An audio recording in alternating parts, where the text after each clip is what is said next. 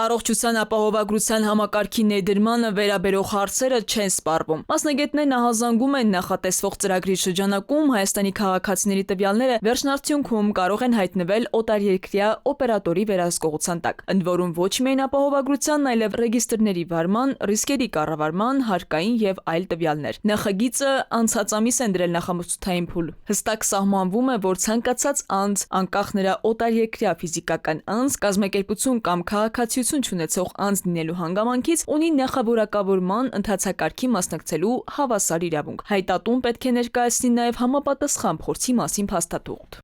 Վերջին 3 տարիների ընթացքում առնվազն 3 երկրներում առողջության ապահովագրության ոլորտում շարունակական աշխատանքային փորձ, ներառյալ համեմատելի ծավալի գործունեություն։ Համեմատելի ծավալ է համարվում առողջության ապահովագրության ծրագրերում առնվազն 1 միլիոն անդամի առկայությունը։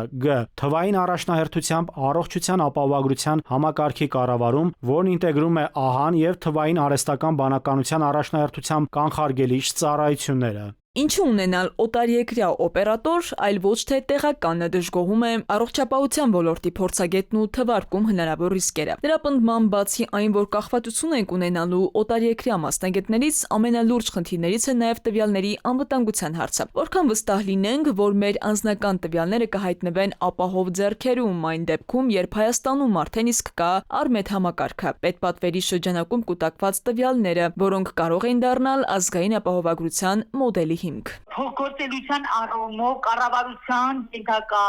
եւ առընթեր գործող տարբեր համակարգերի լինելու է ինտեգրում, այսինքն տեղեկատվության փոխանցում օտարերկրյա օպերատորին, որը ունի լուրջ ռիսկեր։ Անպատասխան բազմաթիվ այլ հարցեր էլ կան։ Օրինակ, արդյոք առողջապահության ապահովագրության հիմնադրամը կկարողանա լիարժեք վերահսկել օտարերկրյա օպերատորի գործունեությունը։ Միջազգային փորձը ցույց է տալիս, որ նման դեպքերում պետությունները պարտավորվում են հսկայական ֆինանսական վճարումներ կատարել։ Կան երկրներ, որտեղ խոսքը մոտ 50 միլիոն դոլարի մասին է։ Փորձագետն ասում է, մեզ մոտ դա կարող է նույնիսկ ավելի թանկ նստել։ Մինչև նախագիծը դեռ նախամրցութային փուլում է, մասնագետները կոչ են անում առավել մանրակրկիտ քննարկել ռիսկերը, հատկապես տվյալների անվտանգության եւ ազգային վերահսկողության տեսանկյունից։